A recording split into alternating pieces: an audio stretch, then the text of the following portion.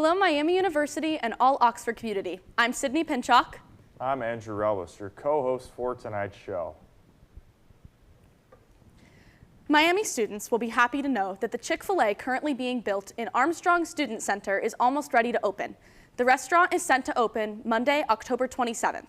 Students in ASC may notice new open space near the Panera as renovations are nearly done. Additionally, many students anticipate that new foot traffic will make the Panera less busy. A win all around. For this week's club showcase, we interviewed Miami University's own medieval club. They were kind enough to show off their amazing sword fighting skills for us. Let's check it out.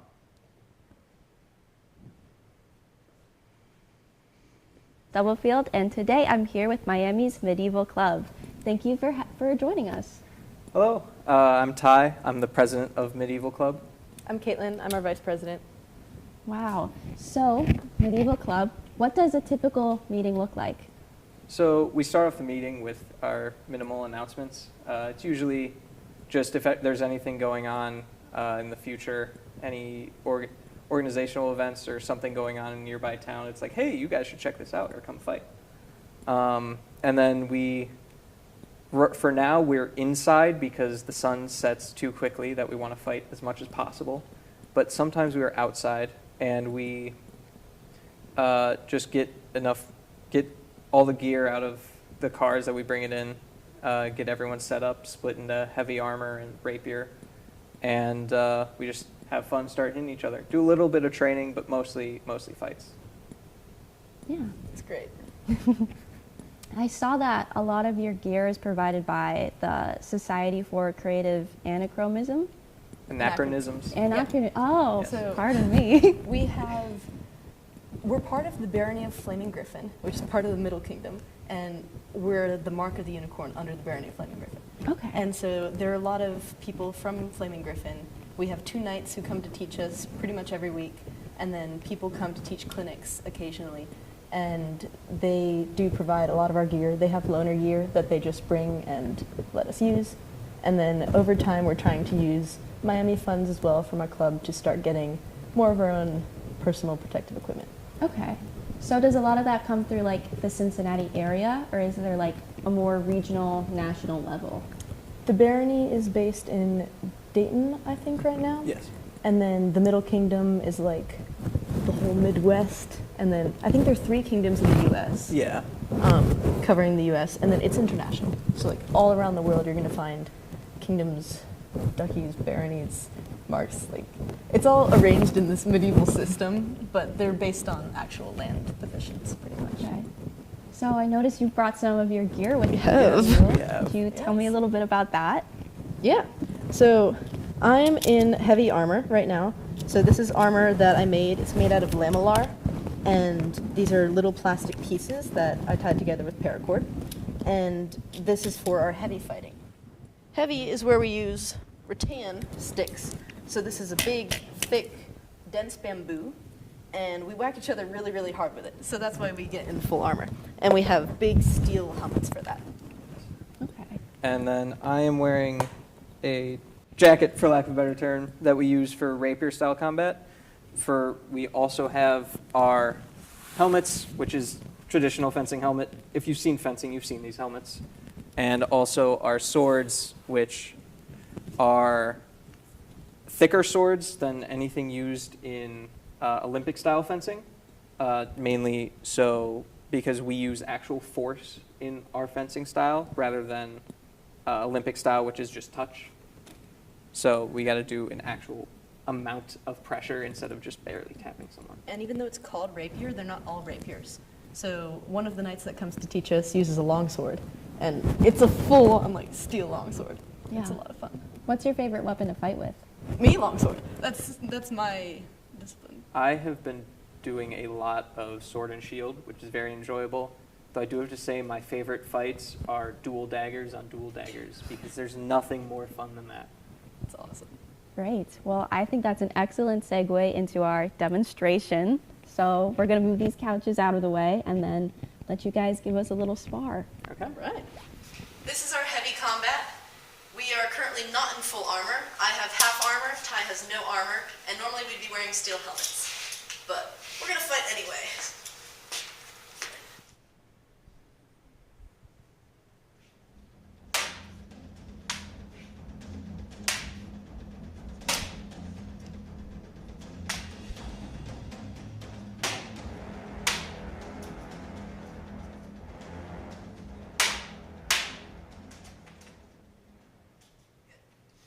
So this is our rapier combat. I am in our normal practice gear, jacket, sword, helmet. We do have a gorget. We will not be wearing that here. Yeah.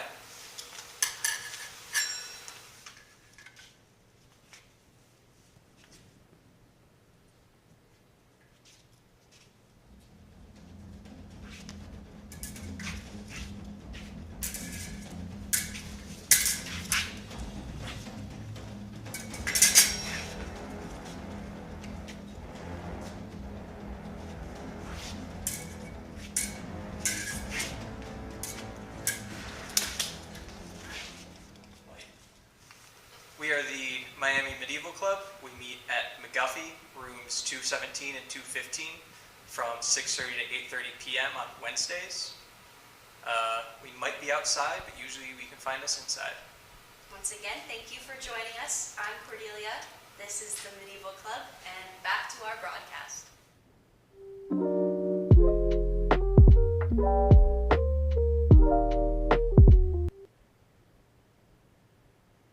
Now we have Ben Schrimmel giving us our weekly sports update.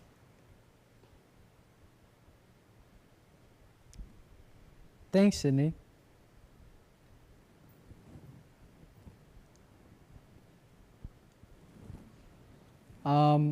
This week, Miami University faced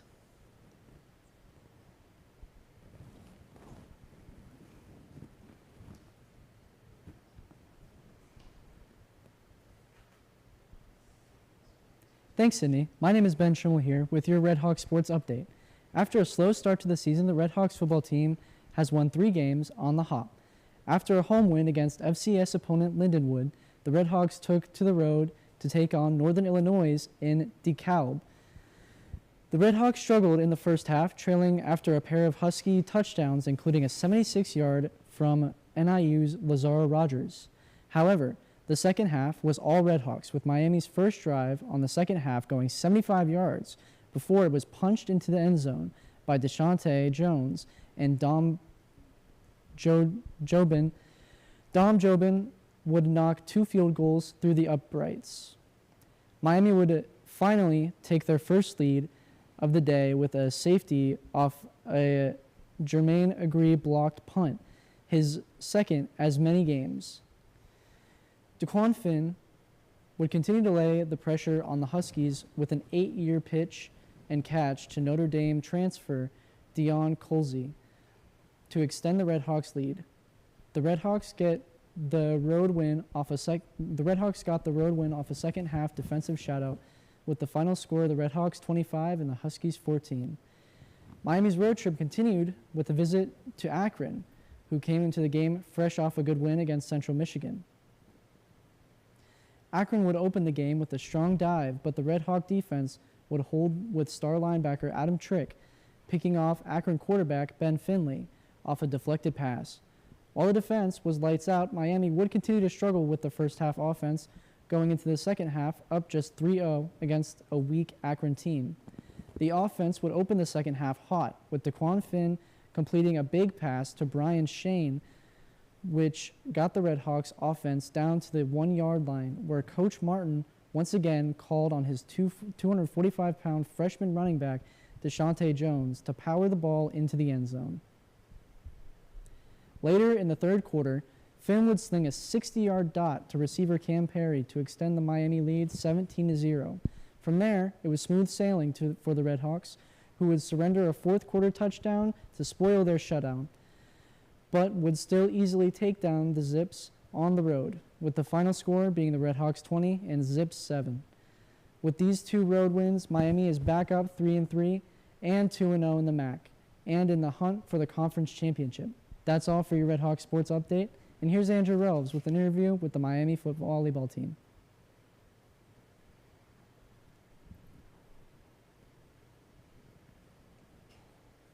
Libero and a William and Mary transfer, and Molly is a freshman outside hitter.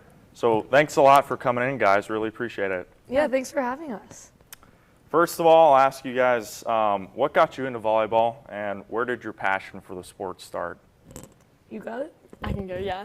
I've been playing since I was in 3rd grade, and I played multiple sports growing up. So I played basketball and soccer, and I think I was just always the most confident in volleyball, and I got so excited to go to practices like all throughout grade school and all throughout high school, and I just wasn't as excited to go to like soccer or basketball. So I kind of just found, I don't know, it was just a really fun team sport in general, and I think the team I had in grade school made me love it even more. So I just kind of grew a really strong passion for it. So I grew up playing lots of sports just like Molly, but I really was a tennis player for most of my life. But my aunt was a college volleyball coach, and so I grew up going to those matches, and I just looked up to those girls so much. And so my sophomore year of high school, I went to my parents, and I was like, they're going to freak out. And I told them, I was like, I think I want to play college volleyball instead. They didn't freak out, which was awesome. And so I had a really expedited recruiting process. My aunt worked with me all throughout COVID because like all of recruiting was shut down, which really worked towards my advantage. But I just couldn't imagine going to college and not being part of a team. Like tennis seemed kind of isolating to me at the time, and so I kind of never looked back, and I'm really glad I did. It's cool you guys are both multi-sports athletes. I feel like that helps out a lot playing volleyball. It does. Some bad habits too. Yeah. I'll ask you next, what got you into Miami, and why did you choose Miami? What was the biggest draw to Oxford? In my recruiting process, I chose Miami a little late in the process, like towards the spring, which wasn't normal, I guess you could say. But I mean, when I got on campus, it's obviously gorgeous here, and my dad went here, so I'd seen it a little bit before. He played soccer here, so he kind of like put it into my mind a little bit. But I really chose it because the academics, and I want to go into business, the academics here are really, really good, like farmers. And I think Dan's vision for the program and trying to build it up is something that I just really wanted to be a part of. And I think I can speak on behalf of all of my freshman teammates saying that we just really wanted to help to bring it back to where it used to be. Yeah, I think when you transfer, you kind of have one shot to get it right. You don't have the 6-10 year-long recruiting journey. And so when I was choosing Miami, I think part of it was I was 5th generation here. My mom, grandma, great-grandma, great-great-grandma, all of them had been here, and it was definitely a dream coming out of high school, but then William and Mary, I was also had a lot of family ties, and so when I got the chance to take my 4th year somewhere else, Dan, just like Molly said, kind of had a vision for the program, and I wanted to go somewhere where I knew I could come in and make an immediate impact, and then also enjoy the school environment and have some great degree to go with it. Now let's turn it over to a big game this season. Obviously, you guys played against Ohio State about a month ago. It was a crazy game, number one, honoring Coach Condit, and number two, it set an attendance record of 2,550 people in Millett Hall. How was playing in that game, and what did you guys feel playing in front of such a big crowd? I think it's safe to say it was, out of the 4 years of my college experience, the coolest thing that I had ever experienced. Like I said, when I transferred, I had one shot to get to go experience something different. And Dan actually looked at me in the middle of the Ohio State game, and we were about to go into a 5th set. And unfortunately, we didn't get the win, but he said, you know, this is why you transferred here. Like, this is what you're here for. And I feel like that's true. We've just been given so many opportunities since being here to play on bigger stages or just continue to help push the program back to where it was, because I think, you know, Miami has the capability to do great things. Mm-hmm. Yeah, I think having that big crowd there is part of improving or going along with Dan's vision of the program, getting more and more people to come to our games and want to watch. And although it didn't turn out how we wanted it to, I think it was a really good, other than the 5th set, I think it was a really good game to watch. And I think that more and more people will come and support us because of it.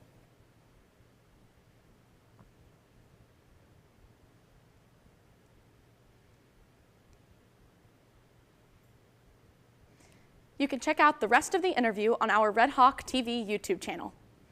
Thank you for tuning in to Red Hawk TV. I'm Sydney Pinchak. And I'm Andrew Elvis. Don't forget to follow us on our Instagram and subscribe to our YouTube channel at Red Hawk Television MU. Ladies and gentlemen, Skyler tonight.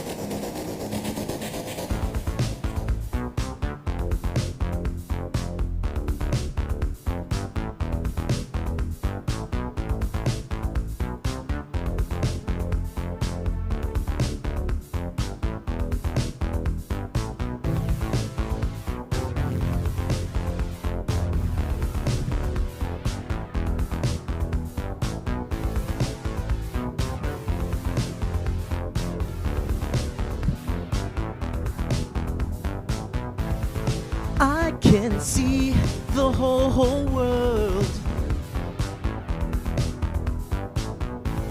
but working with you was in the wrong direction.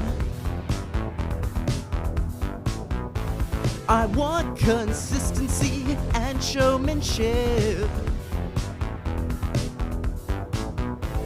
I keep on trying with corrections. Oh baby, I'm no fun. Oh baby, I'm no fun. It's like a movement. Oh baby, I'm no fun. Oh baby, I'm no fun. You ask me, what do we do? I'm trying to bring it together. They ask me, what do I do? No way I'll be asked this for forever. Oh baby, I'm no fun. Oh baby, I'm no fun. It's like a movement. Oh baby, I'm no fun. Oh baby, I'm no fun.